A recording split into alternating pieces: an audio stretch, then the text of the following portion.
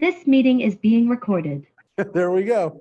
So now we're up online. We're up on, we're here. And it's good to have everybody here today. We've got somebody in person here who we haven't seen in a while. Jesse is here, one of our B'nai Mitzvah from about 15 years ago. Almost 15 years, 14 years ago. So he's with us here in person today. I have a feeling there's going to be a few more people popping in, but we've got about 11 or 12 people, or we have 10 computers on, but probably about 12 people. So Sheldon, we're going to start. We're starting here. There. We've got probably a few more people coming in through the parking lot, but for those who are with us today, we're going to be in Israel. We're going to be in Israel next week and the week after. So we're going to not be having class live the next couple of weeks, the 20th and the 27th. We should be back the 4th, but I'm not 100% sure what people's schedules will be and whether they'll be able to. Sheldon, I can't hear. Sheldon, we're starting. Oh, I'm sorry. I'm not sure whether the 4th is 3 weeks from today. So we're probably, depending on people's schedule, we probably won't be live or probably won't be having class on the 4th either. But right now we're kind of almost through the first section of Jeremiah. And look, we never knew how long it was going to take us to go through Jeremiah. I'm predicting we're probably going to be in Jeremiah for about once we get back, we'll probably be reading Jeremiah for another, 5 or 6 weeks once we get back. But we've been reading through Jeremiah. It took us about 14 weeks to go through Isaiah. It'll probably be a little bit less for Jeremiah, even though it's talked about. It's almost the same amount of verses, the two prophetic books. But the first 24 chapters or so, 25 chapters of Jeremiah are really kind of his prophecies. And I mentioned that they're kind of organized in a way that they're all kind of, very harsh, very tough. The things get a little bit more hopeful towards the end of the book of Jeremiah. But, what's interesting about it is that almost every week we read something in Jeremiah that has made its way into our liturgy and into our prayers. We mentioned that there's the line from Jeremiah that talks about, the sound of the bridegroom and the sound of the bride not happening, which we flip and we actually say the sound of the bridegroom and the bride when we do a Jewish wedding. So we've actually flipped it. We talked about last week the line, "Is there no balm in Gilead?" which is a famous line, which the balm of Gilead becomes synonymous with things that help heal us and cure us.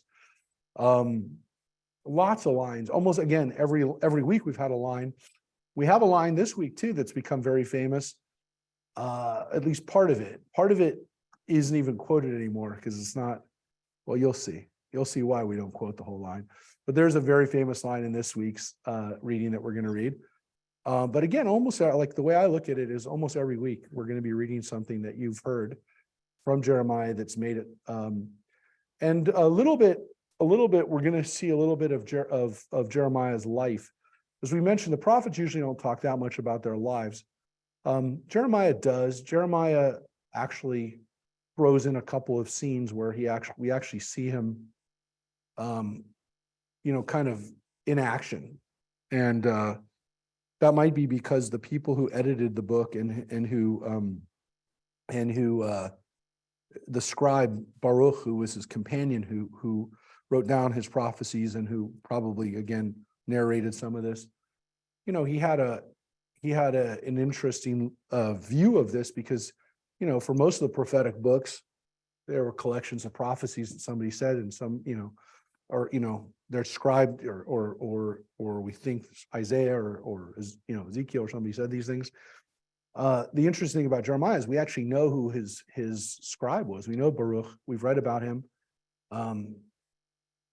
We don't get a lot about Jeremiah in the book of Kings, which we did a little bit with Isaiah. We read about some of Isaiah's life, and actually it quotes it's not so much his life, but the events that were going on behind the scenes, Hezekiah scenes, and some of those scenes that are in the book of Kings. There's actually one chapter of Isaiah that's literally all the book, it's taken from the book of Kings, or again, it's the same chapter. I mean, it's the same text. But we're actually going to get some biographical stuff about Jeremiah too. And again, we talked about it, mention it again. Jeremiah's life was not an easy life. He did not have an easy life, and he witnessed the destruction in front of him. He was taken into exile against his will.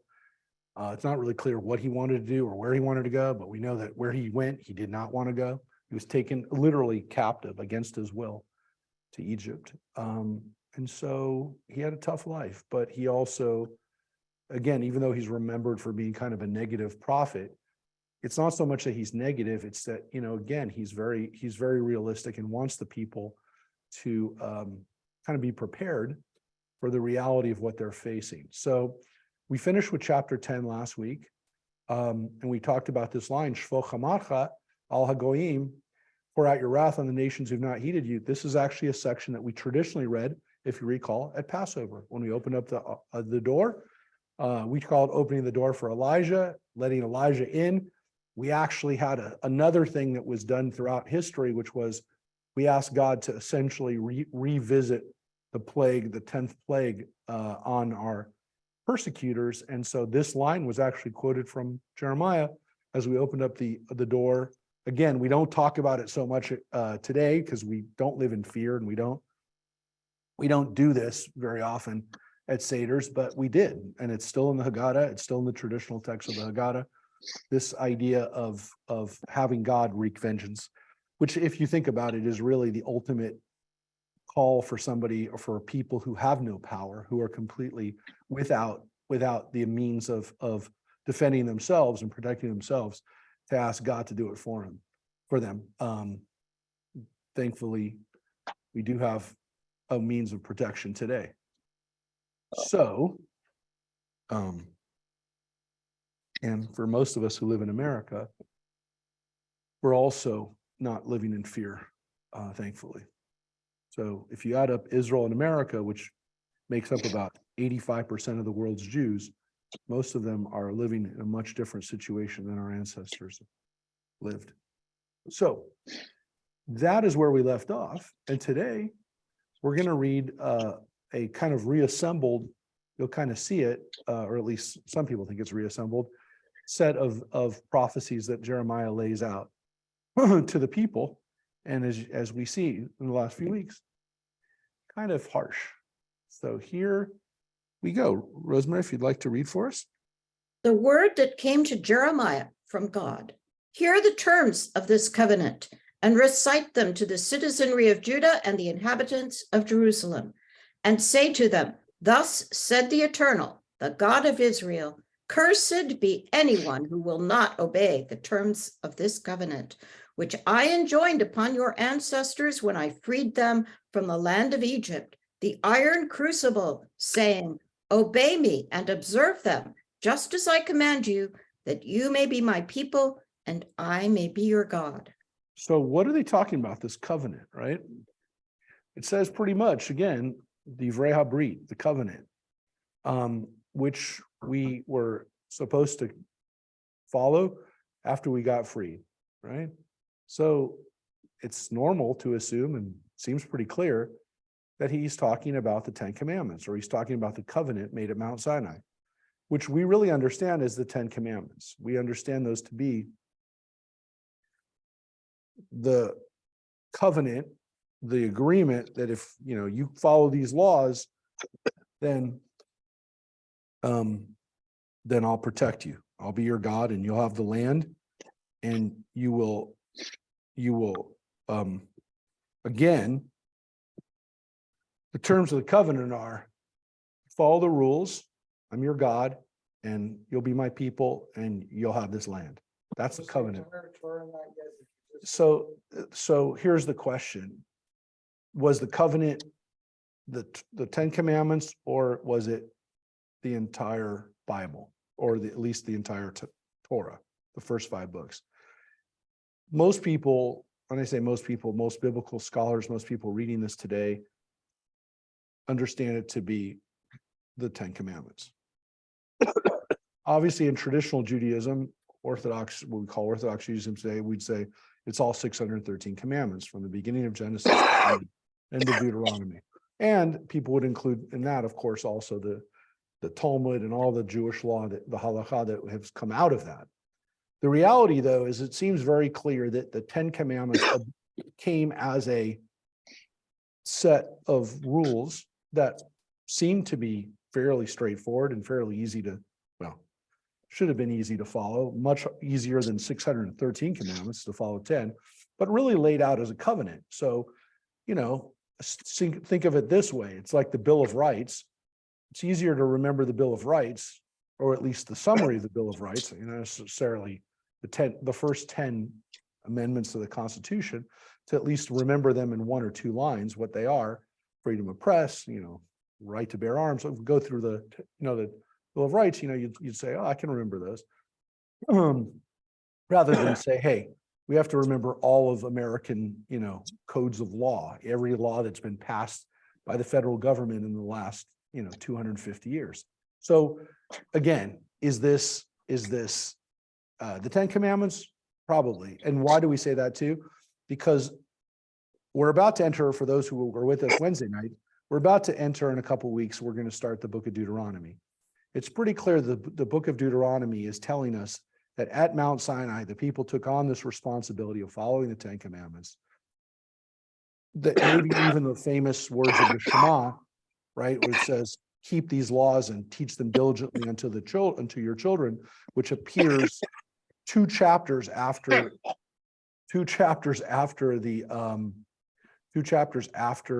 the 10 Commandments are given it, that it seems pretty clear that those laws are going for specifically of saying, keep these laws, keep these commandments, I command you this day, goes back to the moment at Mount Sinai where we got the 10 Commandments.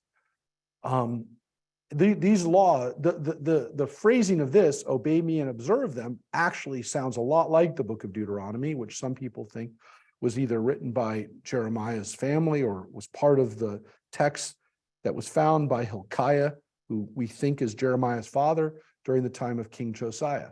So we also, as I shared with you, have a theory that actually what the Bible is, at least from Genesis through the book of Kings, is an exploration of how the Jews went on and violated every one of the 10 Commandments, and then they're exiled because they broke what this is right here, the covenant. So this is David Noel Friedman's theory that I shared with you, called the Unity of the Hebrew Bible, where he says that the editors of at least all the way through the book of Kings, the history, the primary history, the Deuteronomistic history, from, you know, basically said, hey, look, at Exodus, they broke the laws of not having other gods and not having an idol. They did that at the sin of the golden calf at Mount Sinai. At Leviticus, you know, we have a story of a guy taking God's name in vain and being punished. In Numbers, we have a story of a guy breaking the Sabbath, collecting wood, and he's executed for doing it. But you see that every one of those laws is broken. The most famous one being the adultery of King David, which again, how do you have adultery in the 10 Commandments? How do you break that on a national level if your king does it? So there's this theory that, again, you know, in the book of Samuel, we have adultery. And in the last books we read, in Kings, we read about the violation of how King Ahab steals Naboth's vineyard through false testimony, and again, through coveting his neighbor's stuff. So he breaks the last couple of commandments there. And so then the people they're done. They broke all the commandments. So what's Jeremiah getting at here? Cursed is anyone who did not obey will not obey the terms of the covenant. They didn't observe the terms of the covenant. So here it's just reinforcing this idea. Again, it's not one that everybody knows. I'm sharing with you something that's not a secret, in the sense that it's not like a special thing but a lot of people don't know this, that again, this probably is the violation of the 10 Commandments and the violation of that we see through the history of the Jewish people from the time they were at Mount Sinai itself all the way to the kings of Israel. So, and Judah, remember, because King David was a king of Judah. Oh, so I cut it off a little early. Sorry. I may be your people and guide in order. Here it is. Sorry, where were we? Oh, in order to fulfill the oath that I swore to your fathers, to give them a land flowing with milk and honey, as is now the case. And I responded, Amen, Eternal One. Yeah, so you get the land of Israel that you've had up until this time, and that was the agreement. You keep the laws, you get the land, right? And There you God go. said to me, proclaim all these things through the towns of Judah and the streets of Jerusalem. Hear the terms of this covenant and perform them. For I have repeatedly and persistently warned your ancestors from the time I brought them out of Egypt to this day, saying, obey my commandments. But they would not listen or give ear. They all followed the wilderness of their evil hearts. So I have brought upon them all the terms of this covenant, because they did not do what I commanded them to do. Yeah. So there you have it. You broke the covenant. You broke the terms. So when we talk about the Brit today, we talk about the covenant. We talk about a Brit. We talk about the covenant we have with God. We talk about the covenant the Jewish people have with God. And it means, it means something important. It's spiritual. We say we have a covenant, we fulfill the covenant. But we oftentimes talk about it in a kind of an ambiguous, kind of like undefined way. For Jeremiah, it's not ambiguous. It's very clear what it was. It was, you broke the terms of the agreement. We had an agreement with God. We broke the terms, and now we have to suffer the consequences. We lose our land. So, and again, you could see the language of Deuteronomy here. You did not listen. You did not shema, right? The lo shamu. You did not hear, right? So the language is very similar. And by the way, we also see this language over and over again in Jeremiah. Be'ari Yehuda v'chutzot Yerushalayim, right? We sing that, it's because it's part of the Jeremiah line that I told you, right? Kol sason v'kol simcha, right?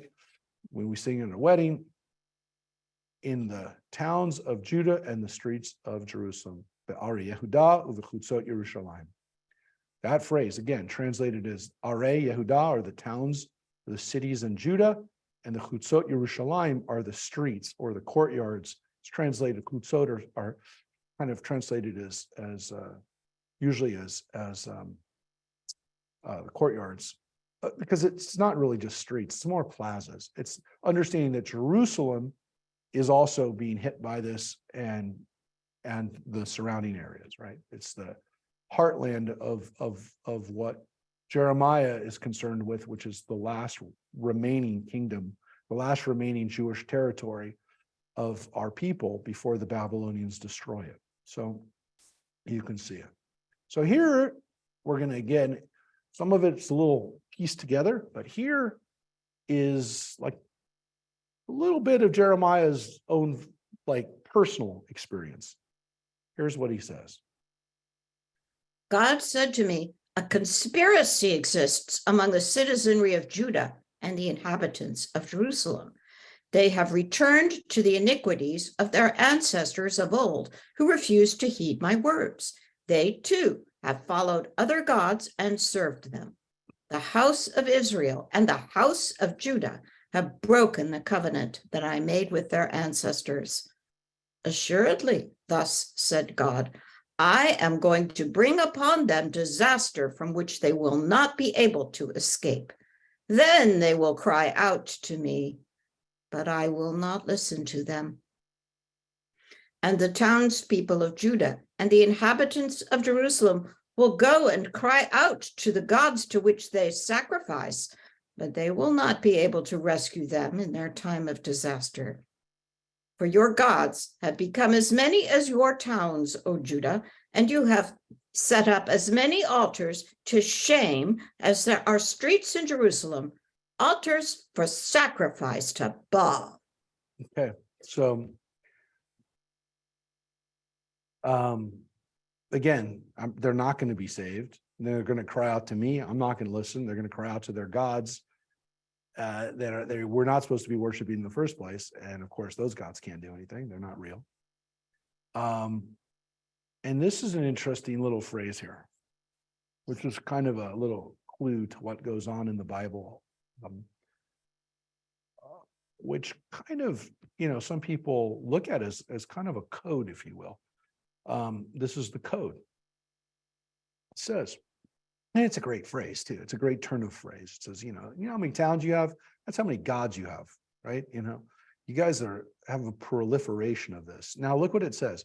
You've set, in the Hebrew it says, Misbachot la bushat la bushet, which is to shame, to embarrassment, and Misbachot la keter la Baal, and you have sacrifices to Baal. Now, if you look at here, well, the note is again, because we have this phrase in other parts of the Bible, busha or bushet, which is shame, is used as a synonym for Baal. Okay, so it means that sometimes when we see the word boshet or bushet, it's actually been subbed out for the word Baal. That we use the word shame or embarrassment instead of the word Baal. It's parallel. How do we know? Right from here. Because it says you've set up altars to Busha or Bushet, and you've set altars up to Baal. It's the same phrase. Misbachot, misbachot, misbachot la boshet, and misbachot la Baal. So here's how we know. Hey there, Reverend Lynn. How do we know that this word boshet or shame is the same as Baal right from this line? And why is this important? Because sometimes the Bible throws out the word boshet as a name or as a place or as a code for where the word Baal would be used, and they don't want to use it. And so they word boshet instead. What's the best example? We've talked about it before. Saul's son, Ishbosheth. His name was Ishbaal. And so the Bible, when it says the word Ishbosheth, they don't mean he was a man of shame. Well, they want to say he's a man of shame, but they know that his dad didn't name a man of shame. His dad named him Ishbaal, which is even worse because it means the man of Baal, or in some cases the word Eshbaal means the fire of Baal. But whatever it is, whether it's a fire or a man, the word is Baal, and they didn't want to use it, or they want to, again, make fun of the name Baal, or make sure people understand that Baal is bad. They'll say the word boshet, shame instead. And here's again the reason why we know that it's acceptable, or at least common or done, is this line right here. It shows you that they use the word interchangeable. It is Baal, is another way of saying it. So know that sometimes the word shame is a code for Baal. All right, here's what God tells Jeremiah. As for you, do not pray for this people. Do not raise a cry of prayer on their behalf, for I will not listen when they call to me on account of their disaster. Why should my beloved be in my house, who executes so many vile designs? The sacred flesh will pass away from you, for you exult while performing your evil deeds. God named you verdant olive tree, fair, with choice fruit. But with a great roaring sound, God has set it on fire and its boughs are broken. God of hosts, who planted you, has decreed disaster for you because of the evil wrought by the house of Israel and the house of Judah, who angered me by sacrificing to Baal. Yep, and there you have it. Again, both Israel and Judah, both kingdoms were doing it. And again, God is going to destroy his own house. He's going to destroy his own temple. And again, he's telling Jeremiah, don't bother praying for these people. So that Jeremiah is telling us this. Jeremiah is telling us that God told him not to. There's nothing that can be done. As I said, as opposed to other prophets, he's saying, I was told by God, nothing can change. It's going to happen. So here is. God informed me, and I knew. Then you let me see their deeds, for I was like a docile lamb led to the slaughter. I did not realize that it was against me they fashioned their plots. Let us destroy the tree with its fruit. Let us cut him off from the land of the living, that his name be remembered no more. O God of hosts, O just judge, who test the thoughts and the mind, let me see your retribution upon them, for I lay my case before you. Assuredly, thus said the God of hosts concerning the people of Anatot who seek your life, and say, you must not prophesy any more in the name of God, or you will die by our hand. Okay, so let's pause right there. That's critical. So again, Judith just texted me about Jonathan and Saul, Jonathan in that story. Jonathan also has a son, namely Saul's grandson, named Mephibosheth, which means that his name was also Mephi-Baal, which is also, again, not a good thing, that Baal was in his name too. But yes, there are other people named that say their names were Boshet, and it's not Boshet, it was Baal. People whose names had Baal in them that the Bible wanted to make fun of and make sure that you knew what their real name was, or make fun of what we think their name would be because they had Baal in it. What? Why would Jonathan have named his child that? Look, clearly there's something where people didn't see Baal necessarily as a god that they had to worship, but they used the name interchangeably. Why do we know that? Because the word Baal also means Lord. As a matter of fact, Baal is actually the Hebrew for husband or master. So a Baal isn't master. It's a Baal is a husband. A master of the house is a Baal Habayit, which in Yiddish has turned into the word Balabusta, which is not even necessarily even a man anymore. As a matter of fact, Balabusta is actually oftentimes for the woman of the house, the woman in charge, is the Balabusta. That is the Yiddish for Baal Habayit, for the master of the house. So Baal, yes, was the master. There's the Baal Shem Tov. The Baal Shem Tov, the master of a good name. So the name Baal by itself doesn't necessarily have to be the god. Was it? We don't know. If Saul seems to be somewhat, at least he's thorough in trying to do away with witchcraft in the country. We don't know. I mean, we don't know what kinds of accommodations people made with these gods. We know that Solomon had lots of accommodations for all of his wives. He let all these gods into the temple and into Jerusalem. But David seems to have been one of the few who's very passionate about just keeping God, just having God in the picture. But he seems to have been more of the exception rather than the rule. Most of the kings of Judah, and definitely the kings of Israel, are worshiping other gods and allowing it to happen. Why? Because it's what everyone else did. But we don't know what Saul's level of observance and what his feelings towards God as the only God were.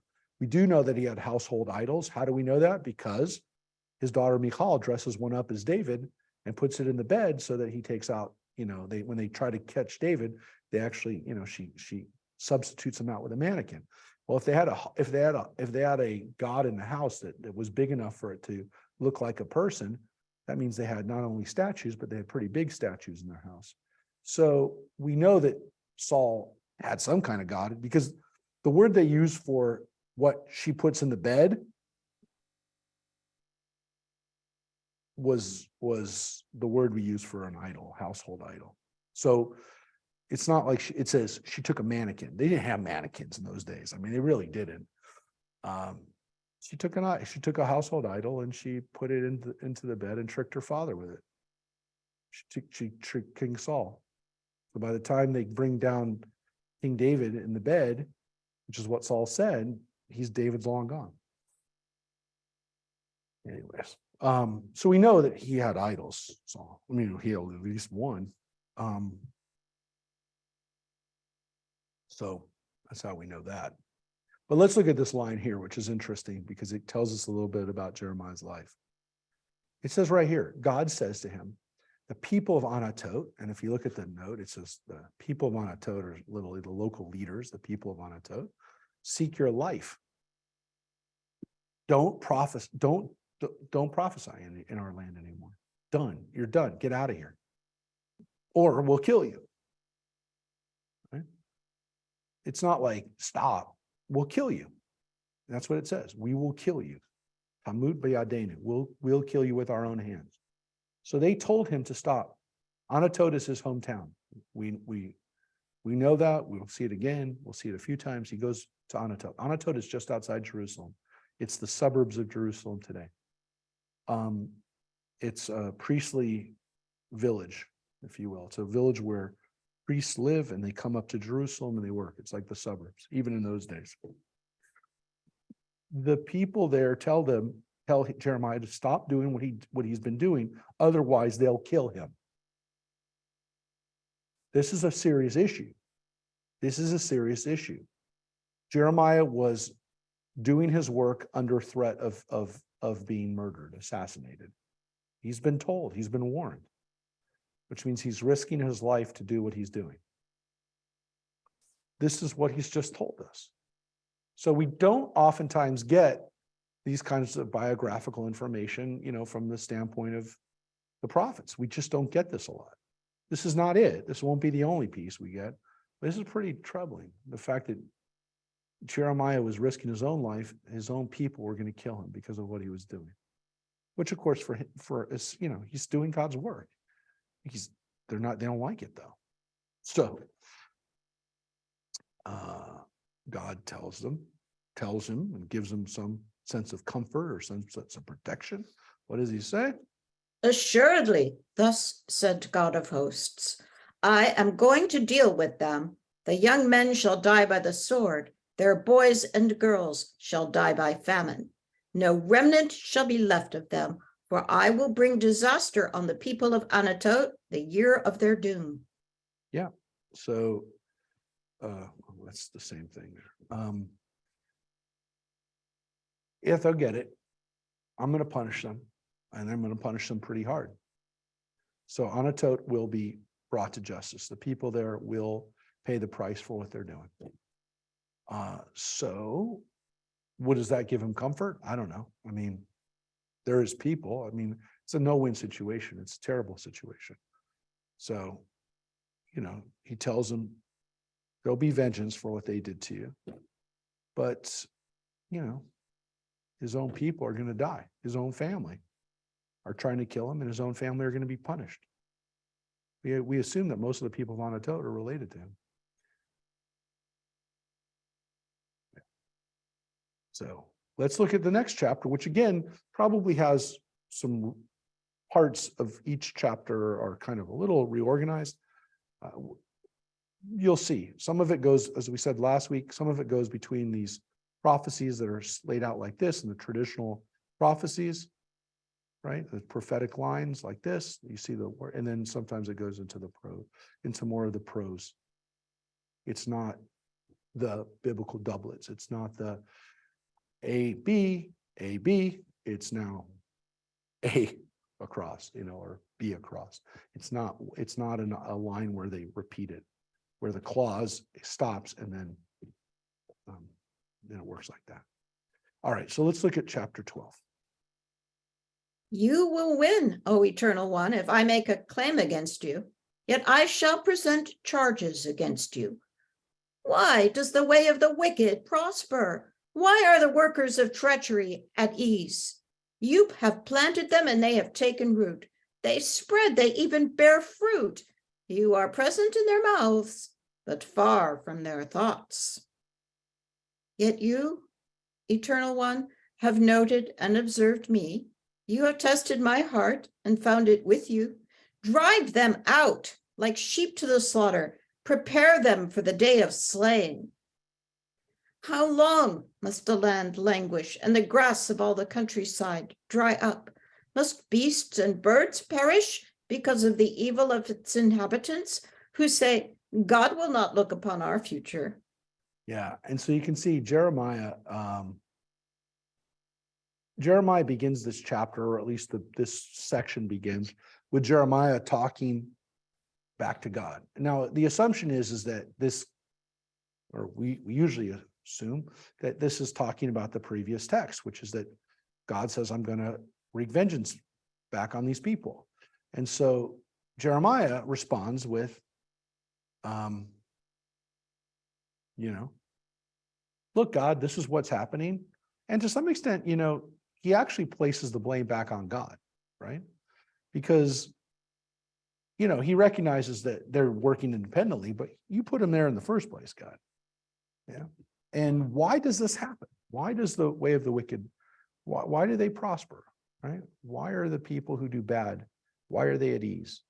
Now, again, we already know that they're going to get their comeuppance, but at least from the standpoint of where Jeremiah is now, that's what's happening. People are getting away with this, and he wants to know why is this the way things are, God? Why are these the things that are that's seems to be the way that things have always been like that. Interestingly, Jeremiah has this issue, which some of us have too, which is, why must beasts and birds perish because of the evil of its inhabitants? Why do the animals suffer? And that's what happens in war. The animals suffer, right? People throw, even to this day, they'll destroy the land, and there's no place for animals to be either. You look at what's happened in Ukraine. The land is laid waste. So the animals suffer for the evil of the inhabitants. And then, of course, there's just the pollution and the waste that we throw into the world to begin with. But in war, in times when the land would suffer after war, the animals also pay the price. There's no more grass. There's no more, it's all been burned up. It's all been torn up by war machines, even in those days. So why do the animals have to suffer for what we do? So it's a little bit of back at God, why do so many things have to happen, in addition to just the people dying and just the punishment. And the punishment doesn't just hit the people who are responsible for it. There's collateral damage. Doesn't seem Rabbi? fair. Yeah. Doesn't it seem a bit ironic they're worried about the animals now after all the slaughter? Sacrifice, the sacrifices that they make. It's a bit hypocritical. Yeah, to have sacrifices and then to care about the animals. Yeah, there's definitely a sense in Judaism that animals, you can cull them up to a certain, that they're there for a certain purpose. That again, you can eat them, you can sacrifice them. Obviously, if we can eat them, then God can eat them too, or God can have them as an offering. But I think there's this realization that these animals are going to suffer, and they can't even be. Look, yeah, and I think there's this understanding that I'm not arguing for what you're going to ask me. I'm a vegetarian, man, but there's this understanding that if you raise animals in a domesticated sense, right, you're going to raise chickens or cows and things like that. Clearly, you're overpopulating for your purposes those chickens and those animals that you're going to eat, or you're going to offer up a sacrifice. We're really talking about wild animals. And what's interesting here is this is almost a repetition of the kinds of things that we think about from the beginning of creation and Noah and those stories. The words that they use here for these animals that are going to die are animals, land animals, and birds. And again, look, even though they did cultivate birds, they cultivated doves, they cultivated winged animals. It's not like it's only land animals, which the Hebrew here is a behemoth, where we get the word behemoth from, by the way. The word behemoth is based on the Hebrew for large land animals. But oaf, which is the word we use for fowl today in Hebrew, modern Hebrew, oaf is chicken or duck or geese, those kind of animals that we would eat. It's not necessarily just animals that are wild animals. I want to make it clear. But there is the sense that animals, both land and aviary folk, that they suffer because there's no land for them, right? There's no fields, there's no there's no fields. I don't even like the translation here really does convey both things. There's no wild lands, there's no natural lands, and there's also no fields. There's both are here. The sadeh is a field, right? A sadeh is a field, which is sense more of a cultivation, something that was cultivated. But the Evel Haaretz is really the wild, is more of the sense of the wild countryside too. So Rabbi, to me, if you read those first two sentences, and maybe there's 10 intelligent people or 11 people on this conversation. I'm sure everybody has a thought on this, or maybe not. But it seems like, why let the land languish so we can't slaughter them because they die before we have a chance to. No. They're not saying you have to kill, that the animals are there for us to kill, but the animals are dying because of our evil. They're dying because we're being punished. The land's is gonna be all messed up because we can't cultivate it and we can't maintain it. We can't take care of it. And what's going to happen for the future, right? Which is interesting because there's this understanding that this isn't just happening now, that it's going to happen for the future. Yeah. It's really a beautiful phrase, even taken out of context, right? Because like this could be the motto for an environmental group, right? How long must the land languish and the grass of all the countryside dry up? Must beasts and birds perish because of the evil of its inhabitants? Say this is not even about the war, not even about what Jeremiah is talking about. Who say God will not look upon the future, right? Or it doesn't say necessarily God, but it says no one's looking for the future. Who will say, let's look for the future? Lo yireh et achri kona. This is not looking for the future, right? It's a really beautiful phrase because it reminds us that, again, it's not just for now, it's for the future. But I will tell you something else. The phrase in Hebrew is even more, and this is just one verse. The phrase in Hebrew is even more powerful in the Hebrew. You can get a little bit from even the translation, but look at this phrase, ad matai, how long? The question, of course, it's a question, which is why they end with a question mark, right? How long? Or this line ends with how long. It's a somewhat rhetorical question, right? But because the phrase is one phrase, look at the line. Ad matai, how long, right, is a question asking, what's the length of time? And it ends with this word, where is the future on this? So beginning the phrase with ad matai and then ending with our future is a beautiful bookend of thinking about time. How long? And when does this happen? But it almost flips that. It's a buildup and a kind of a. It's the end to this ad matai at the beginning. So it's a great phrase. It's a great phrase. It's a beautiful phrase. And again, it's one that you could make the argument could be the motto for an environmental group right now. Yeah. Here's another great line, by the way, too. If you race with the foot runners and they exhaust you, how then can you compete with horses? If you are secure only in a tranquil land, how will you fare in the jungle of the Jordan? Yeah, we don't necessarily call Jordan the jungle anymore, but Jordan definitely had areas where I guess in those days greener than parts of Israel. So, but it's a great phrase, right? If you can't keep up with people who are running, how can you keep up with the horse? So it's a great line.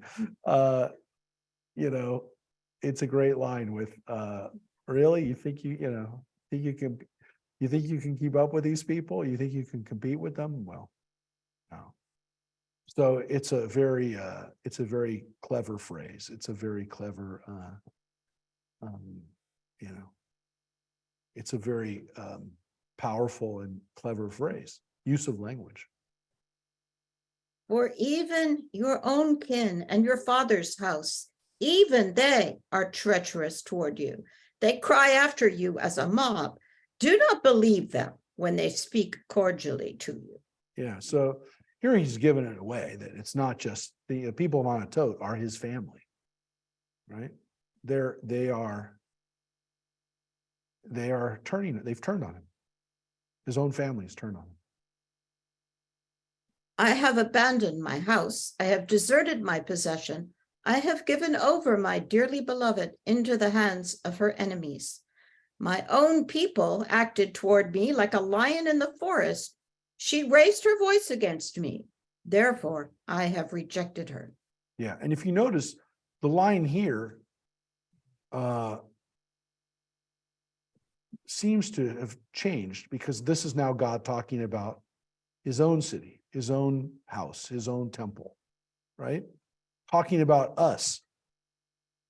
It's pretty clear. My own people acts toward me like a bird of prey or a hyena. Let the birds of prey surround her. Go, gather all the wild beasts, bring them to devour. Many shepherds have destroyed my vineyard, have trampled my field, have made my delightful field a desolate wilderness. They have made her a desolation, desolate. She pours out grief to me. The whole land is laid desolate, but nobody gives it thought. Spoilers have come upon all the bare heights of the wilderness, for a sword of God devours from one end of the land to the other. No flesh is safe. They have sown wheat and reaped thorns. They have endured pain to no avail. Be shamed then by your harvest, by the blazing wrath of God. So you can see this line, it's like that again, are God speaking. This is God speaking from from God's point of view. So the people have turned on him, and he's turning on them. And here's the line. Thus said God, as for my wicked neighbors who encroach on the heritage that I gave to my people Israel, I am going to uproot them from their of Judah out of the midst of them. Then, after I have uprooted them, I will take them back into favor and restore them all to their own inheritance and their own land. And if they learn the ways of my people to swear by my name as God lives, just as they once taught my people to swear by Baal, then they shall be built up in the midst of my people. But if they do not give heed, I will tear out that nation, tear it out and destroy it, declares God. Yeah, so who's God talking about here? Right? He seems to be talking about other peoples around Israel, maybe about Edom, Moab, and Ammon. So he seems to be talking about other peoples in the area that either have the option of becoming like the Jewish people or being treated badly, just as he's going to treat them badly.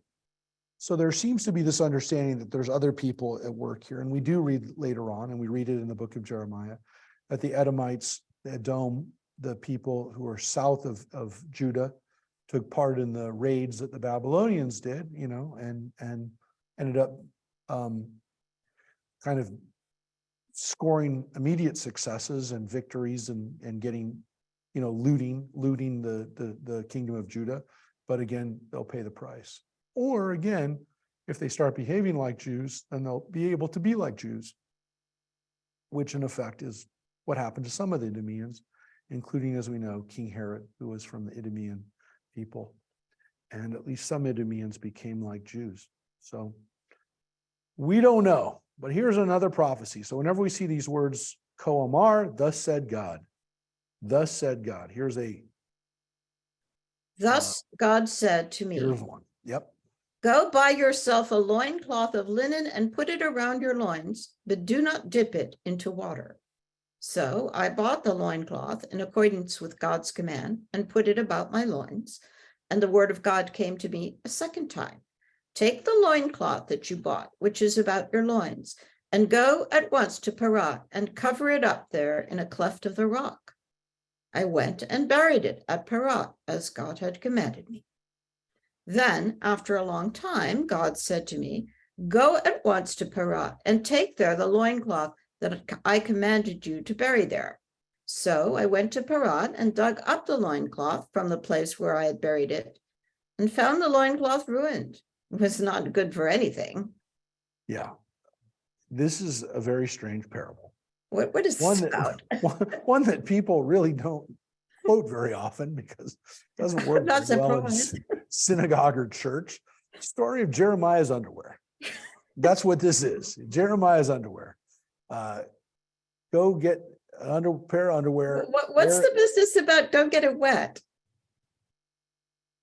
Well, I think the way it's traditionally understood is that it was kind of new and it didn't have a chance to even be like. Oh, he susceptible. didn't launder it? Yeah, it didn't get Okay. wet and it wouldn't have like gotten moldy or whatever, but it still is going to be ruined, right? So Right. what's the lesson here? The word of God came to me. Thus said God, even so will I ruin the overweening pride of Judah and Jerusalem. This wicked people who refuse to heed my bidding, who follow the willfulness of their own hearts, who follow other gods and serve them and worship them, shall become like that loincloth, which is not good for anything. For as a loincloth clings close to a man's loins, so I brought close to me the whole house of Israel. I'm sorry, the metaphor is just making me laugh. And the whole house of Judah, declares God, that they might be my people for fame and praise and splendor, but they would not obey. Yes. So who was the underwear? We're We are. the underwear. We are. We're God's underwear. The Jews are God's underwear. I mean, I don't trouble with really that know. image. I don't really know what to say other than that's what Jeremiah just said God What you're- told him. No wonder they threw him out of town. What? Come on, Rabbi, really? Yeah. 25 Oh, it's pretty clear. No, but look, no one quotes this because it's so weird that, I mean, like, what are you going to say? I know there's lots of Look, silly things the in the whole Bible, but purpose of I what, didn't know look, about what this is, one. what is it saying is that God trusted us to essentially brought us close, treated us real close. And it really is close. I mean, that's the point of this, is that God literally put us around, and again, to some extent, using this analogy, and that's why people don't use it, is because it's basically saying nobody could have become closer. Said a really bad This is analogy. reminding me of Nobody could, of nobody Prince come, Charles. nobody, As yes, he was nobody then. could become closer to God than we were. Nobody was more intimate with God than we were. No one was closer. There was no closer reaction. There was no closer relationship. Okay? Charles, formerly known as Prince. Well, it's more like God saying, again, only because I just saw the documentary recently, it reminded me of it, but it was one of the most famous ad campaigns of the 80s.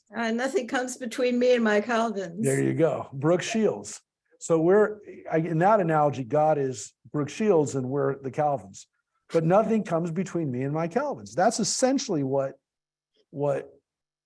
God's saying here. Nobody could get between me and the people. There was nothing closer, because everything else that goes on outside of your body is not as close as the loincloth is, right? So you can have something else on top of you, but it's not like the loincloth.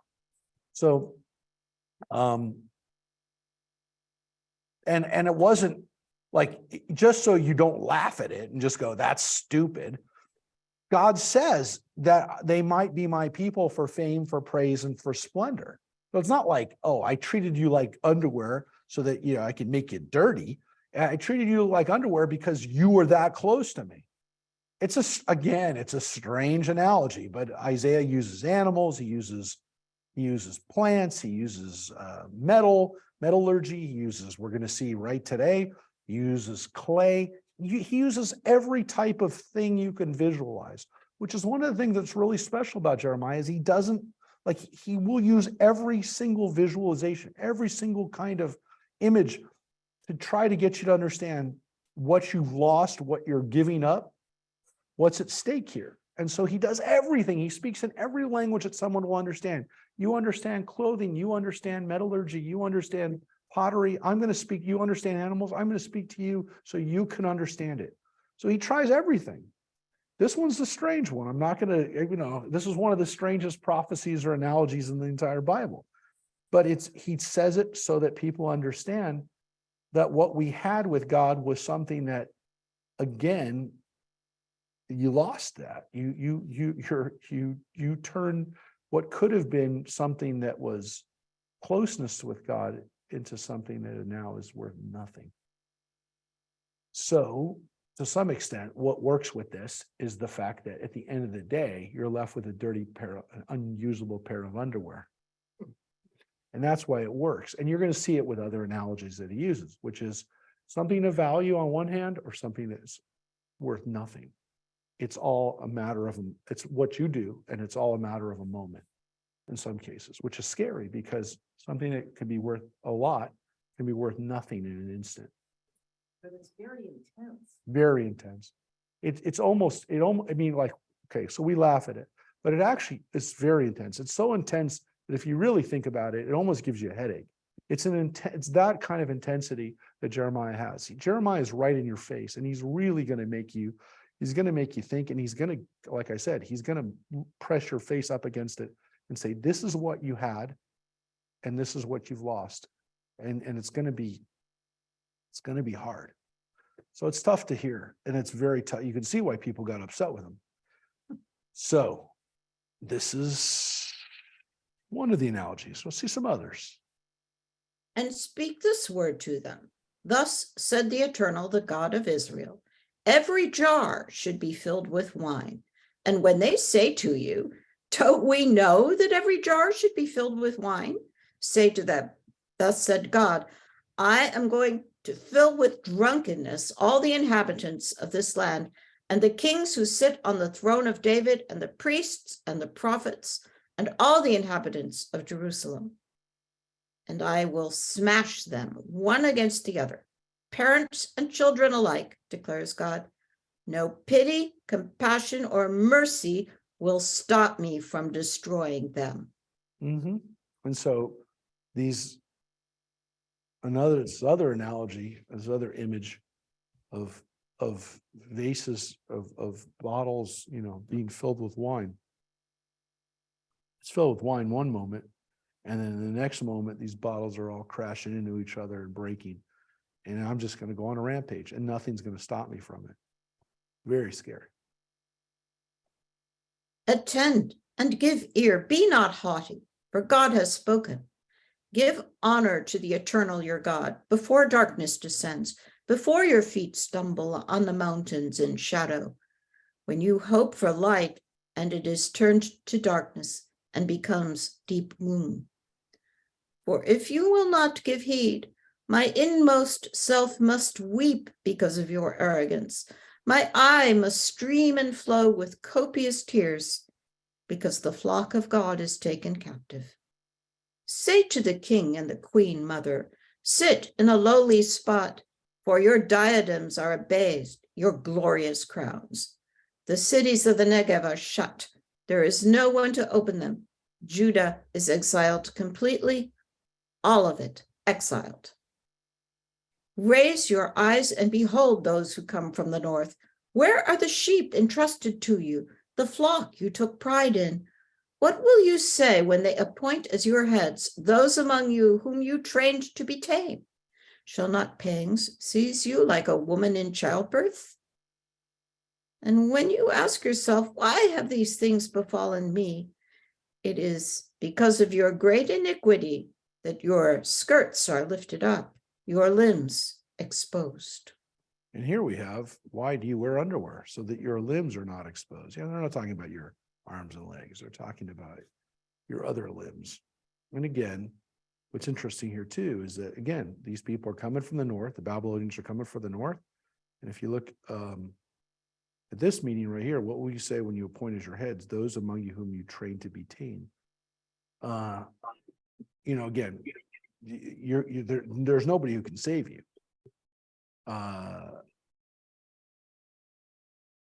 Here's the line that as part of this that we will talk about.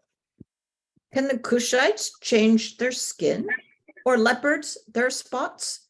Just as much can you do good who are practiced in doing evil. Now, let's talk about this line for a second or two, because this is the famous line. Can leopards change their spots? You've all heard that line before, right? You don't hear the first part of this quoted very much. Mary, why don't you give us what the King James says there?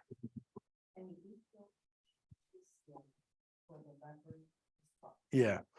What do you have there, Reverend Lynn? Yeah. So the word in Hebrew is Cushi, right?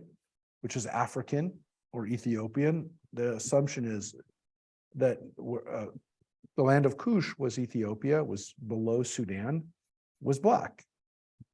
So, does anybody have any other translations that they're reading right now that they want to share? Or it's not on. Okay. So, yeah, people are uncomfortable sometimes with this translation because, with this line, because whatever your translation is, it is, some people say, well, what's it saying here? Now,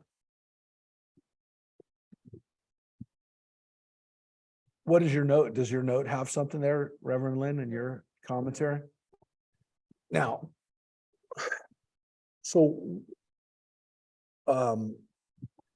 you get the phrase says, I mean, it's right, what it says, what it is, you can't change. People can't change, which is obviously kind of disheartening to hear, but they're saying that people won't stop. They won't stop what they're doing, just like leopards don't change their spot and Africans don't change their skin color. There's nothing presumably racist about this. People are uncomfortable about it because they see that maybe, are they saying that black people are evil? That's clearly not there at all. Not at all. It's not, some people somehow got it in their mind that that's what it's saying. It's not saying that at all. It's pretty clear that's not the intention of it. What they're probably saying, and why the phrase probably existed to some extent as a phrase, which he didn't invent this phrase probably. He's quoting a phrase. He's quoting a line, an idiom that people used, an idiom, a common phrase. Probably somewhat because it was seen that people with lighter skin could get darker, right? They can get suntanned or they get burned out in the sun, and their skin can change. Now, you could also make the argument, is this a superficial change? Is it really, is it just what people perceive? But clearly the intention here is that, he's trying to say that people are what they look like, and they're what they're, and again, to some extent, he's basically saying, yeah, black people are what they are. Other people or other things are what they are. If you said, well, why didn't he say white people? Because it doesn't really make sense. And he's talking about somebody who, he's talking about people who you say, well, their skin color doesn't change. And if he's comparing it to animals, he's saying that animals also don't change or at least these animals don't change their skin color, their skin tone, whereas the other animals do. Leopards are born with the spots that they have, and they stay with them the rest of their lives. It's like fingerprints. I mean, that's what he's clearly saying. But people, again, get focused on that. They also, again, have quoted this phrase, can leopards change their spots, as a phrase too. So this is the line, and this is again a line that is famous for, people hear it and they like, where did that come from? It comes from Jeremiah. It comes from here. This is the first time we have this phrase that we know of, but it seems as though it was a phrase, an idiom that was used, and he just quoted it. All right, so that's that. But if you look at what he's talking about in the full context of it, he's saying that people are doing what they're doing and they're not changing. They can't change. And so here's what happens. So I will scatter you like straw that flies before the desert wind. This shall be your lot, your measured portion from me, declares God, because you forgot me and trusted in falsehood. I, in turn, will lift your skirts over your face, and your shame shall be seen. Yeah, so that's an interesting phrase because it goes back to the skirts being raised up. So you raised up your skirts, showed everybody your private parts. I'm going to raise your skirt so far up that your face is going to be covered and everyone will see your shame. So this is going to be the ultimate humiliation, is that you're not just going to show yourself, you're actually going to be completely exposed and no one will even see your face. I behold your adulteries, your lustful neighing, your unbridled depravity, your vile acts on the hills of the countryside. Woe to you, Jerusalem, who will not be pure. How much longer shall it be? Yeah, and that seems to be again the end or part of this little end bit, these last 4 or so verses. Again, some people say it's rearranged, that this part of the skirts was here, that these 2 lines were put in later, or it's not necessarily part of this part, and then it goes back to this part. It is the way we have it. And again, as we get into another set of prophecies, understand that just in that last chapter, we saw clothing being used, we saw animals being, invoked, other nations being invoked, lots of different, the land, and you're going to see some other stuff, some ideas here we've already seen, and you're going to see other stuff that we haven't seen yet. Here we go, chapter 14. The word of God that came to Jeremiah concerning the droughts. Judah is in mourning, her settlements languish, they are bowed to the ground, and the outcry of Jerusalem rises. Their nobles sent their servants for water. They came to the cisterns. They found no water. They returned, their vessels empty. They are shamed and humiliated. They cover their heads. Because of the ground, there is dismay, for there has been no rain on the earth. The plowers are shamed. They cover their heads. Even the hind in the field forsakes her newborn fawn, because there is no grass. So this is definitely talking about a drought that's happening. And you can see he's referring to it as how it's the effects of what it's happening. It's affecting the animals too. Interesting to me that you cover your head or your face because of your shame, yet don't you see shame on faces? Correct. And so when people try to cover their head in shame, they're trying to protect themselves from having other people see their face. They're blurring them out like we do today. We're going to blur that person out to save them that embarrassment, but it's all done. And the irony of what he said before is that your skirts are going to go up so high that they're going to cover your face. So you will be covered, your face will be covered, but it's because you're so humiliated that everyone can see everything. And so it's the ultimate irony that your coverage is actually your shame. It's become your shame. So or vice versa, however you want to say it. But here again, the hind is the deer, right? The ayelet, basade, and so even the animals have to leave behind their own children because there's nothing for them to eat. It's terrible. And the wild asses stand on the bare heights, snuffing the air like jackals. Their eyes pine because there is no herbage. Though our iniquities testify against us, act, O Eternal One, for the sake of your name, though our rebellions are many, and we have sinned against you.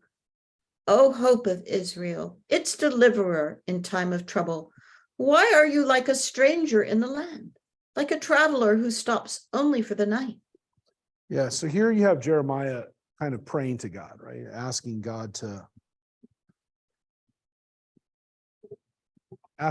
to help them, right? To help us.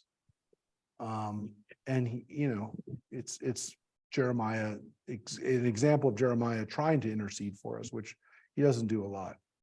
I will point out here in line 8, Judith, you see what God is called here? This is another name for God. Line 8. Savior in time. Yep. What, Judith, you see the name in Hebrew? That I do. What does it say? Mikveh Yisrael. Yeah. So God is called a hope of Israel. A hope of Israel. That's one of God's nicknames. Hope of Israel. And Mikveh Israel was what? Was my congregation growing up, my synagogue In Philadelphia. in Philadelphia, One of the oldest synagogues in America. third oldest. So you can see that going back to the 1700s, in this country, the Jews who settled here, or primarily at that time Sephardic Jews, decided to name their synagogue after one of God's nicknames and with a sense of hope. So they understood that maybe there was a chance for something new here. Because if you think of the full phrase, which again is the first part of it before the second, it's like, God, why are the whole phrase, and taken in full context with the whole line, is why are you a stranger in the land who only stops for a night, right? You don't stay here long enough, God. You're here and then you're gone. But that's not what the first phrase up until the first clause is. O hope of Israel, its deliverer in time of trouble, right? So Moshiach be'et Sarah. So Moshiach be'et Sarah. So what it's saying is that God is the deliverer in time of trouble. And what maybe the people of Philadelphia saw their synagogue and their community and their new home was a deliverer in time of trouble. So the Jews who settled in this country in the 1700s see this as a place where they would be able to not only have God, have hope, but have deliverance from times of trouble. So that's an interesting phrase when you think about the whole phrase. If you think about the whole line, also gives us a sense that God isn't around long enough. And some more, or at least the last part of this, maybe this one line. Why are you like a man who is stunned, like a warrior who cannot give victory? Yet you are in our midst, O Eternal One, and your name is attached to us. Do not forsake us. So that's probably, those few lines are probably like one idea. Why? Because the next line is somewhat. Thus said God concerning this people, truly they love to stray. They have not restrained their feet. So God has no pleasure in them. Now their iniquity will be recalled and their sin punished. And God said to me, do not pray for the benefit of this people. When they fast, I will not listen to their outcry. And when they present burnt offering and grain offering, I will not accept them. I will exterminate them by war, famine, and disease. Yeah, so that seems to be a little different idea than what we just read, other than the fact that you have Jeremiah praying to God, and then to some extent you can have this is God's response to that, which is no, I'm not going to listen. And this is one of the reasons why no one wanted to listen to Jeremiah. Who wants to hear this? Who wants to hear that nothing you're going to do is going to help you? And they can fast, they can pray, they can offer, they can make offerings. I'm not going to accept them. It's over. Nobody wanted to hear that. Nobody wanted to hear that. Because that means like there's no chance to be saved. And nobody wanted to hear that. Nobody. You can understand why maybe why these people wanted Jeremiah to shut up. I said, Ah, my sovereign God, the prophets are saying to them, you shall not see the sword, famine shall not come upon you, but I will give you unfailing security in this place. This is what Jeremiah says is happening. I'm going around telling everybody what you want me to tell them, which is it's not going to make a difference and you're going to be punished. And the prophets, every other prophet out there is doing the exact opposite. They're telling everyone everything's going to be okay. How do I compete with that? Right? No one's listening to me. No one wants to hear the bad news. And here's what God said. God replied, it is a lie that the prophets utter in my name. I have not sent them or commanded them. I have not spoken to them. A lying vision, an empty divination, this deceit of their own contriving. That is what they prophesy to you. Assuredly, thus said God, concerning the prophets who prophesy in my name, though I have not sent them, and who say, sword and famine shall not befall this land, those very prophets shall perish by sword and famine. And the assembly to whom they prophesy shall be left lying in the streets of Jerusalem because of the famine and the sword, with none to bury them, they, their wives, their sons, and their daughters. I will pour out upon them the requital of their wickedness. And do you speak to them thus? Let my eyes run with tears, day and night, let them not cease. For my hapless people has suffered a grievous injury, a very painful wound. If I go out to the country, lo, the slain of the sword. If I enter the city, lo, those who are sick with famine. Both priest and prophet roam the land, they know not where. Yeah. Now it seems as though that this next section is actually what happens after this. Or at least he's envisioning it, or this is what shall happen. But he's saying, again, all those prophets are going to get killed. The people that they talk to are going to be killed. So, Jeremiah, I know it's hard for you now, but just understand that you're telling the truth and these other people are lying. They're making this stuff up. We do not hear this level of information, don't get these details from other prophets. We don't hear what's happening around these other prophets normally. Don't get that. This is unusual in the Bible for us to hear this. And The prophets are running around everywhere. they're doing the exact opposite, and they're not doing what God told them to do. They're telling the people what they want to hear. Because dark times bring out prophets. Yeah, and you could say that these people are giving people what they want. They're giving people the message that they want to hear, which is that everything's going to be okay.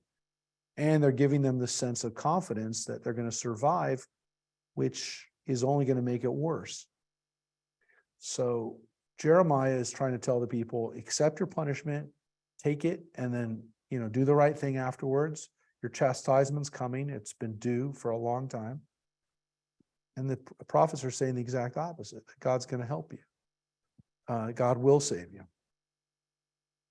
So this is what Jeremiah is up against.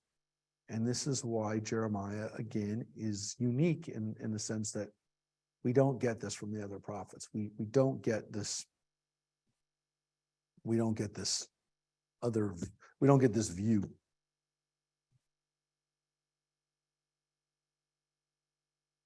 Yep. So this Have you seems then rejected Judah?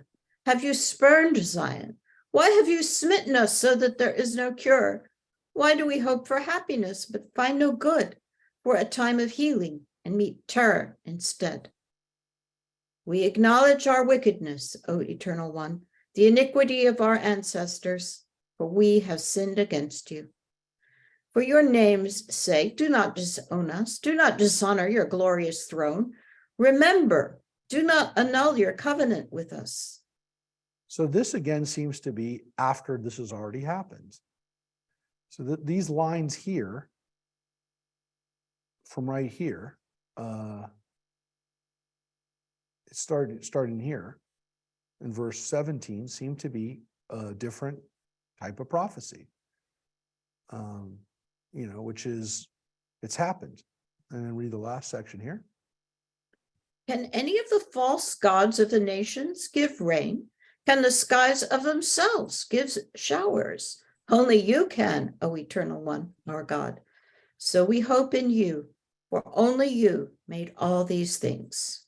So again, these last 5 lines seem to be a somewhat different section, which again is this feeling that these are assembled texts that don't necessarily all come from the same time, that they're somewhat reworked or reorganized. Now, we're going to read this last chapter today. We're going to finish with this chapter today. Again, see some things that we haven't seen yet in Jeremiah or in any of the well, only Isaiah so far. But let's take a look at this. God said to me, even if Moses and Samuel were to intercede with me, I would not be won over to that people. Dismiss them from my presence and let them go forth. Now, what's interesting about this opening line of 15 is that it seems to put Moses and Samuel together as examples of prophets who intercede on behalf of the people with God. He hasn't invoked anybody else. He invokes Moses and Samuel. So what do we get from this? That these 2 prophets exist as kind of the paramount, examples of great prophets, Moses and Samuel. And this is, remember, 600 years after Moses. This is 400 years after Samuel. People are still looking at least prophets are still looking at these guys as the examples, the paragons of prophecy. And they are the people who could have gotten God maybe to do something different, change God's mind, stop the destruction. But God says it doesn't even matter if they talk to me about it. I wouldn't listen to them either. So you can't do anything. They couldn't do anything even if they came back.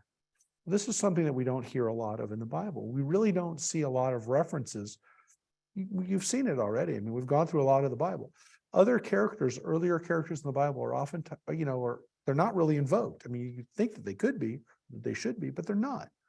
We don't see a lot of references to Moses in the Bible, in other parts of the Bible, in later parts of the Bible. Here we do. We don't see very many references to Samuel.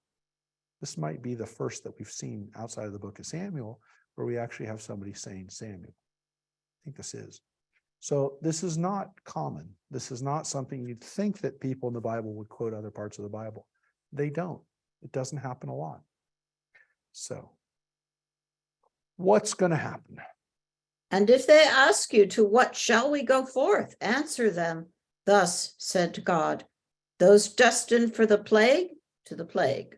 Those destined for the sword, to the sword. Those destined for famine, to famine. Those destined for captivity, to captivity. And I will appoint over them 4 kinds of punishment, declares God. The sword to slay, the dogs to drag, the birds of the sky and the beasts of the earth to devour and destroy. Yeah. Now, let's just think about this for a second. Right? This is not necessarily maybe stand out in your mind, but this is probably the earliest kind of reference that we have in the Bible, in a biblical reference at least, to a 4 horsemen or the 4 types of destruction that happen. It's not the only place we get this in Judaism, and of course later on in Christianity, the 4 horsemen of the apocalypse become mythological at a level that's, you all heard of the 4 horsemen before. But here they are kind of laid out in Jeremiah's account: plague, sword, famine, and captivity. Now, the 4 horsemen of the apocalypse is somewhat different in the Christian narrative, but you can understand why, at least in the Jewish idea, that it is the way that it is here, right? So in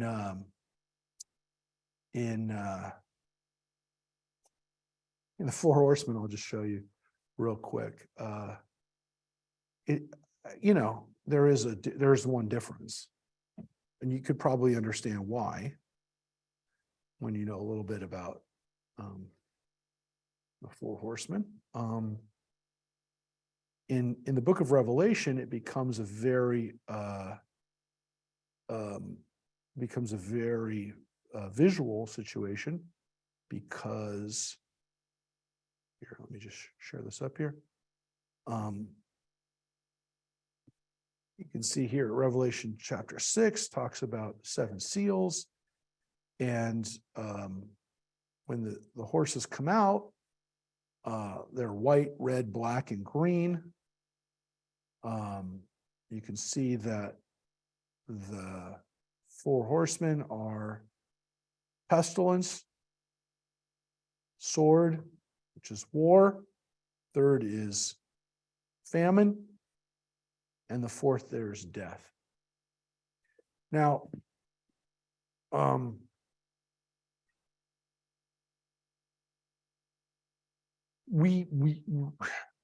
4th horseman is exile, right?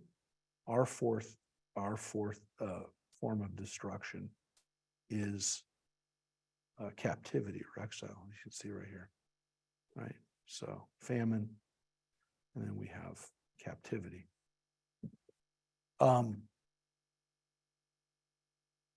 It's interesting that would be because the other ones are the same: plague, war, famine. Those are all things that accompany normal war, situations of war and destruction, man-made plagues. Because, you think plague and famine aren't always just man-made, but they came with war. Captivity for us was terrible because for us, captivity meant exile, right? It meant that we were going to leave our land. Is that not death? No, and that's the interesting thing about it. It's bad. It's equal, maybe you could say it's equal to death. But it's almost as if, and I'm not saying that the writer of Revelations, whoever it was, doesn't get it, but what do you do with that? Because exile for Christians, or at least by the time Christianity and John, John of Patmos wrote it, or whoever wrote it, Revelations is, let's say, was written after the exile of the Romans.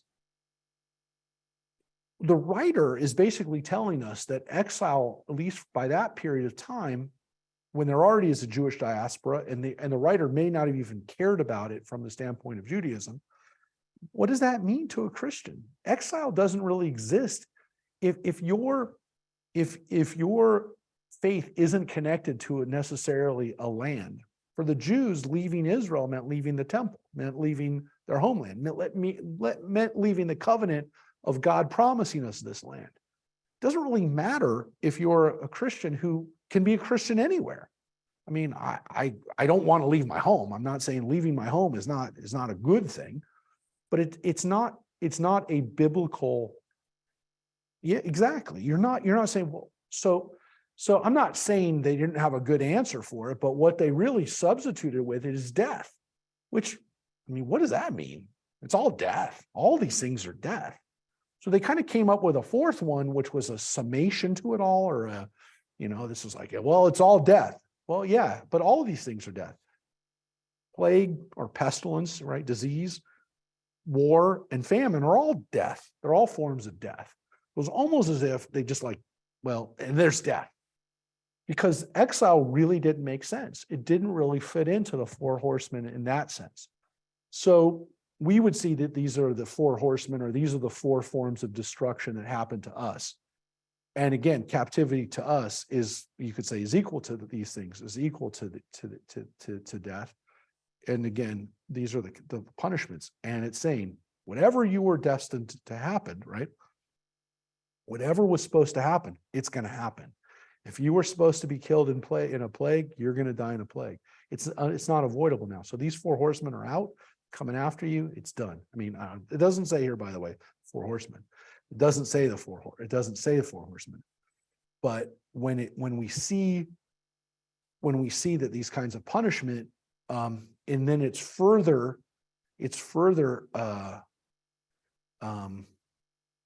Well, I mean, here, here it doesn't actually say, here's the four, but here it does say the four.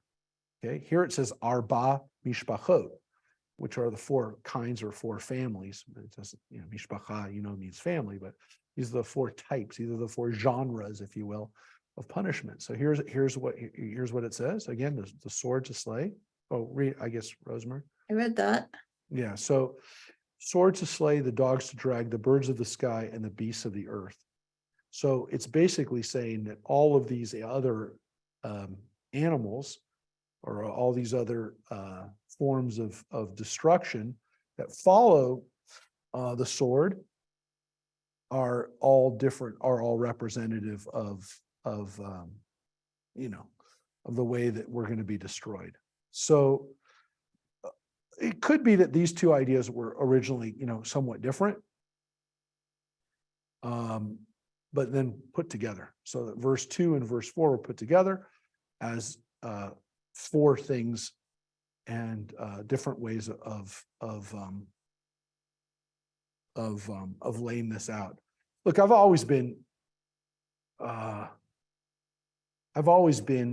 kind of interested in these kind of visions, because they're kind of visual, they're kind of mythological, they're almost like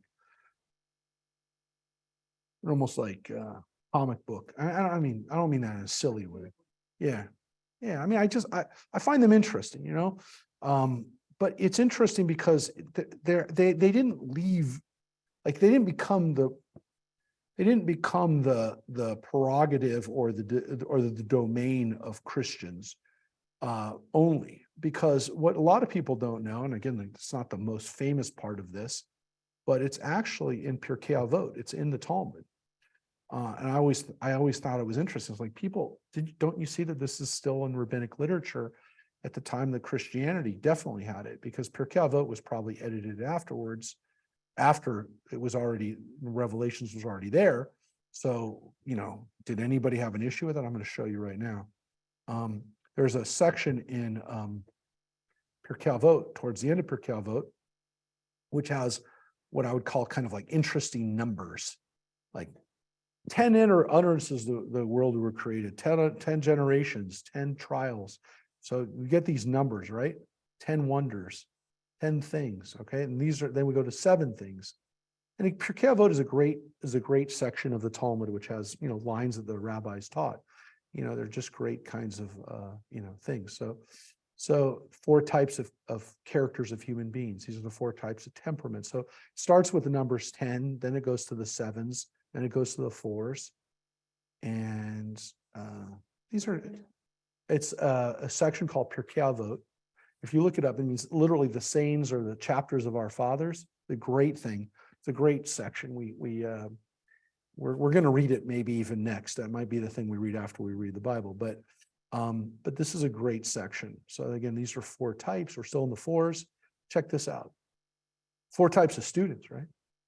4 types of students, right? Love this one, a sponge. It's a great section. So dispute for heaven, right? The machlochet l'shem shamayim, the arguments. Let me get to the wait, where did I get to the 4? And I must have gone over the 4 types of destructions. Hold on a second. Because here's the 4 types of charity givers, 4 types of disciples, 4 temperaments, 4. Oh, here it is. Here it is. Here it is. It's in the that's right. In Pirkei Avot, it's 7 kinds of punishments, right? These are 7 punishments. So they went through 7 different types of ways to be punished. People who don't give tithes, right? They get a famine. Pestilence comes to the world because of not studying Torah. Sword comes into the world because of not having judgment. And so you can see wild beasts come into the world for swearing in vain. Exile comes into the world for idolatry. So you can see all of these things that, that are punishments. And so I always thought that this was interesting too, because we have more than four horsemen. We have 7 types of different things that you can get when you get these. But I always love the fact that they love these numbers. People love these symbolic numbers. But yeah, we had these things too. We had these symbols or these types of death or destruction. But I always thought that the fourth horse of the apocalypse, which was death, didn't really make sense, because it's all death. Like, it's like you just threw that out, that it's death. And again, I'm sure there's other, like, I don't understand it enough. I know it's not my study. Death But I without really- suffering, though. I mean, just direct to death as opposed to all the other stuff. If it's not the kind of death for which there is no resurrection, in dead. Maybe that you're going straight to hell and there's no coming back. Yeah. When was Revelation written? Time. So, There is John of Patmos. so It's like the Sinner Man song. You might think you could escape one of those things, but the other ones will yeah, get you. I guess, but I really do think it's based on Jeremiah's, Mhm. which is that they don't really have that last one for it. So here's what we think. There's this idea that the person who wrote Revelations was definitely,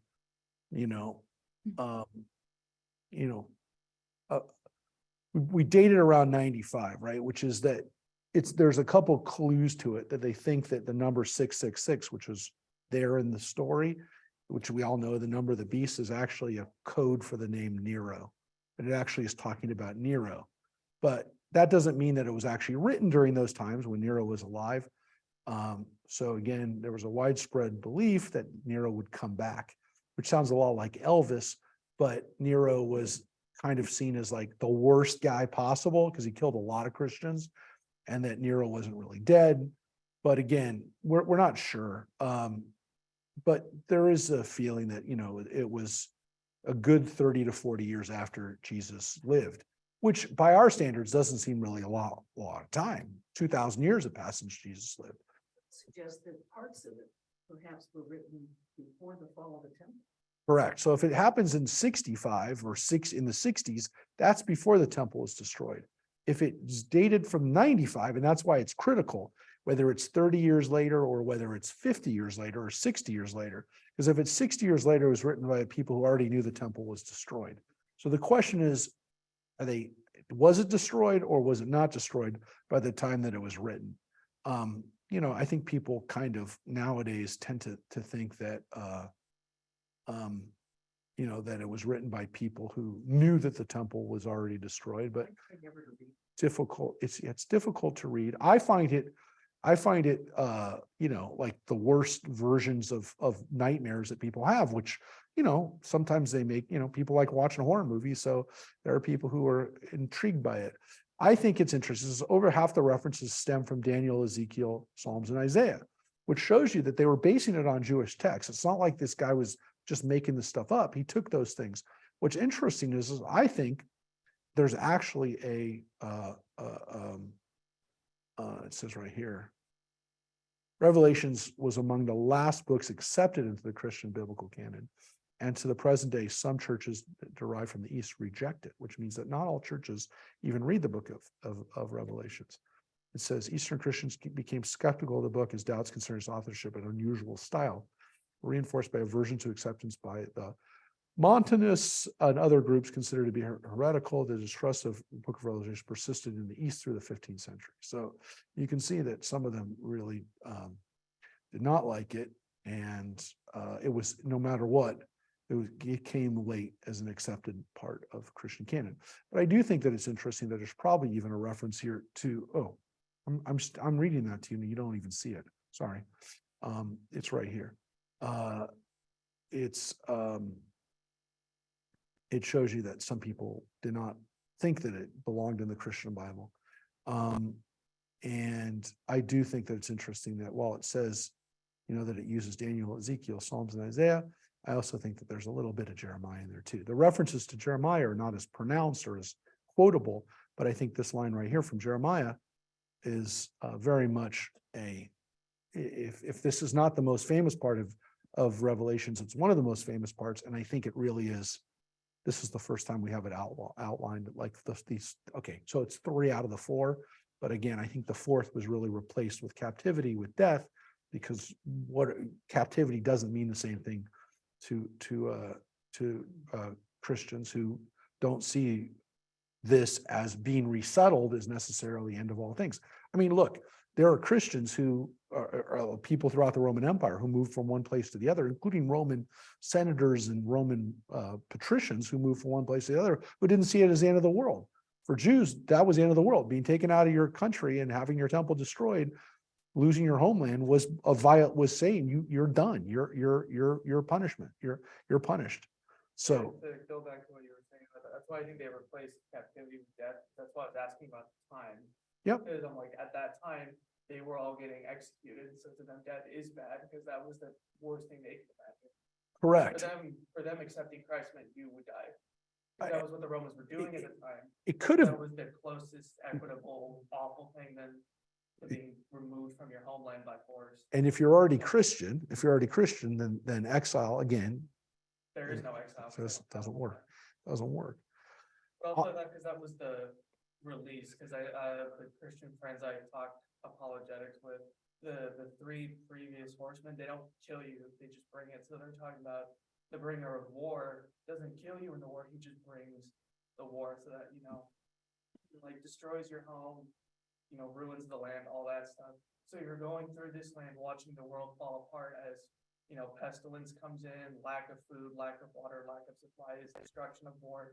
And then finally you die before I think the second coming is what the Christians say. And then, so like you go through all this misery and then die, and then you miss the big part. So that's why it's so horrendous to them, like the promise here of God saying, well, you're gonna be in captivity. So Reverend Lynn, how do you feel about that? I don't, that's a rhetorical question. You don't have to, Reverend, that's not what Reverend Lynn subscribes to, but you can, no, so she's not only Christian, she's the Reverend, she's Reverend Canon. She's the canon. She's got the canon behind her.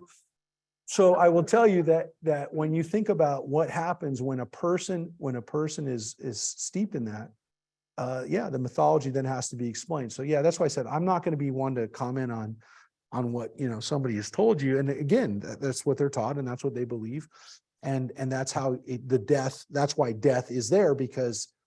But what Jeremiah is saying Spend much time on Revelation.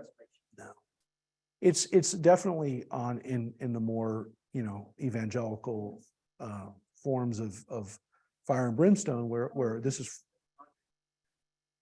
And look, and it's great for people who are into mythological stuff and who are that gets them excited. What Jeremiah is really talking about, and what probably the original, I don't know what John of Patmos or the writer, the John of Revelations is really talking about, but he probably was talking about all those things happening to people. And again, as Reverend Lynn said, death meaning going straight to hell kind of thing, where you don't come out of it. It is just death of your soul. But Jeremiah is clearly saying all of these things are happening. Captivity isn't death, but it might as well be. But all of these other things are death. Plague is death. Sword is death. Famine is death. It's not, well, we kind of got famine, but we don't die of it, which is what these other people are telling you. Why do we say that? Because plague, it's not, you don't escape the plague. And the sword is not saying, well, they cut you with a sword and you just got hurt a little bit. All of these things are forms of destruction and death. And how do we know that? Because the dogs aren't dragging you to safety. They're dragging your dead body. The birds of the sky are picking at your flesh. The beasts of the earth, these are not like, they're all bad and they're all death. There's not like one got worse and then the next one got worse, because the sword is right here, and the sword means you died in battle. You died killed. Is worse for Jews because you're removed from God. Yeah, and you're done. Your family's done. You're cut off. it's done. And it's a multi-generational punishment, and it's a multi-generational death. Yeah. And it says right here,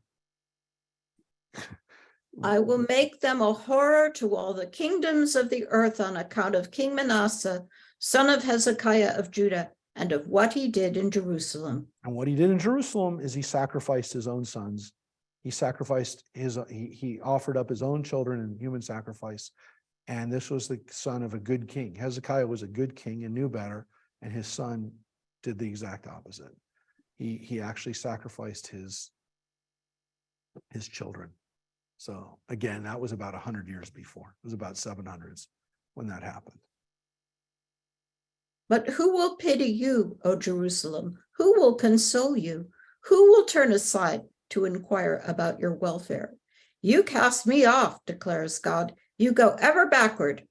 So I have stretched out my hand to destroy you. I cannot relent. I will scatter them as with a winnowing fork through the settlements of the earth.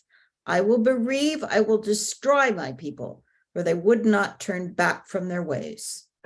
Their widows shall be more numerous than the sands of the seas. I will bring against them young men and mothers together, a destroyer at noonday. I will bring down suddenly upon them alarm and terror. She who bore 7 is forlorn, utterly disconsolate. Her sun has set while it is still day. She is shamed and humiliated. The remnant of them I will deliver to the sword, to the power of their enemies, declares God. And that's probably the end of one of the prophecies. It's very wicked. And it is in some ways much more graphic than the book of Revelations, which is mythological. This seems real. And this seems, yeah, this is very, it's, yeah, and it is, we do nothing to avoid it. yeah, and we saw this happen. We saw this happen during the Holocaust. So it did happen. Well, you don't have to speculate about it. Yeah. I mean, it's clear, whereas Revelation, you have to speculate. Yeah, what are they talking about? What is the seal? What is the horse? What is the color? No, this is right there. Yeah. Oily. Oi. There's the word oi. Oily. That's the word woe. Yep.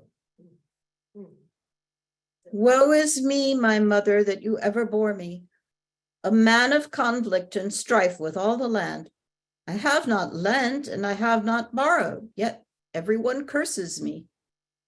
God said, surely a mere remnant of you will I spare for a better fate. By the enemy from the north in a time of distress and a time of disaster, surely I will have struck you down. Can iron break iron and bronze? I will hand over your wealth and your treasures as a spoil, free of charge, because of all your sins throughout your territory.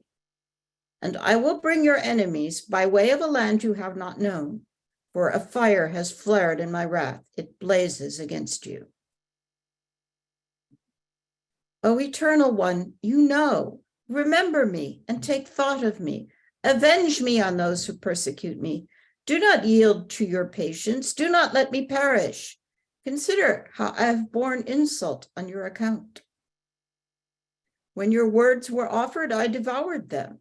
Your word brought me the delight and joy of knowing that your name is attached to me, O Eternal One, God of hosts. I have not sat in the company of revelers and made merry. I have sat lonely because of your hand upon me, for you have filled me with gloom. Why must my pain be endless, my wound incurable, resistant to healing? You have been to me like a spring that fails, like waters that cannot be relied on. So you can see Jeremiah feels alone, right? Jeremiah feels like God's left them alone. And I've never done anything wrong, God. I only did what you told me to do. Why am I suffering like this? Assuredly, thus said God, if you turn back, I shall take you back, and you shall stand before me. If you produce what is noble out of the worthless, you shall be my spokesman. They shall come back to you, not you to them. Against this people, I will make you as a fortified wall of bronze. They will attack you, but they shall not overcome you. For I am with you to deliver and save you, declares God. I will save you from the hands of the wicked and rescue you from the clutches of the violent. Now, again, where did that last line come from? Well, it seems to go with this, but it seems to maybe go above this, because if declares God is the end of that idea, then that would be there. Why? Because the next word says, the word of God came to me. Now you can see Jeremiah is definitely inserting himself, his own personal space into this. He's definitely talking about it.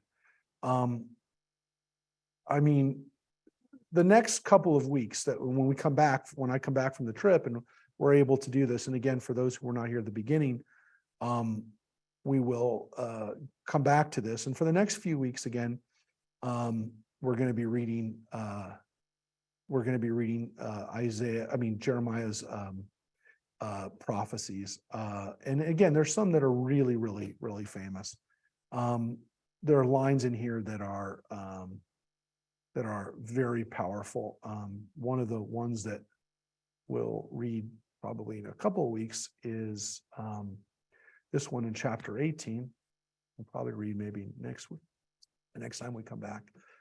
Jeremiah goes to the house of the potter's house, right? Which becomes, well, if you want to, in the next couple of weeks, read about what the potter's house means for Christians. Interestingly, we don't talk about the potter's house that much. We don't use the jars of clay or the metaphor for clay as much as it's used actually in Christianity. But it's a beautiful view of another piece of life. As he said, Jeremiah talks about so many different things, clothing and food and metallurgy and those kinds of things. And now we're going to read about the potter's, what a potter does when he's shaping clay. So Jeremiah, as you can see, is throwing himself into this text. He's talking about his own suffering. Here's another one that we'll see: fishermen. I'm sending many fishermen, hunters. All the metaphors, all the imagery that Jeremiah uses, it's so powerful. But again, as Reverend Lynn just said, it's so real. It's not like some of the other prophets. It's not like even the Jewish prophets that we've read, some of the other prophets that we'll read, where it's kind of mystical. It's kind of hard to see. We'll get into Ezekiel, and you saw it even in Isaiah, where you're seeing things, or he's recounting visions for us and things that seem a little bit ambiguous. Here, it's right there in front of us, and it's actually, as I said, it almost gives you a headache, because he is bombarding you with imagery, and he's bombarding you with the fact that this is terrible destruction. And again, he doesn't hide his own suffering as well. He puts himself into it as well. And again, what we're gonna read this. When we come back, What a fun thing to come back to. you are not to marry to have sons and daughters in this place. Jeremiah is going to be told that his own punishment, or his own life, to some extent, is a punishment that's a lesson to other people. So look, Jeremiah suffers a tremendous amount, and we don't know that much about what happened to his descendants, what happened to his family, but we will see over the course of these weeks. We'll learn a little bit about Jeremiah as we read, and that we won't see in other prophets. That's the one thing. Again, as much as people talk about him being negative and the Jeremiah, the word actually means Jeremiah. It actually means a litany of bad stuff. Jeremiah, it's not so much that he talks about bad stuff or destruction. It's unavoidable. Instead, he talks about himself within the text, which is very unique, and it's special, and to some extent, he's the most personal of the prophets, I think, because he allows himself to be exposed, and he allows himself to kind of to suffer with the people. And in some ways, he's suffering more than the people because the people aren't listening to him. And you know, what his job as a prophet? It's to get people to listen to him.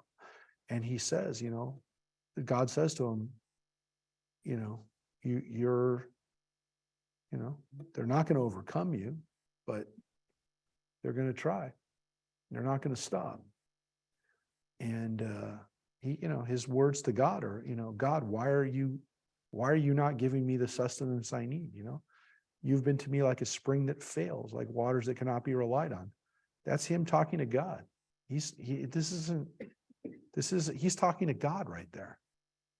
You know, and I haven't done anything to deserve it. I haven't sat amongst people partying or being stupid. I'm trying to do the right thing. So that's what he feels, you know.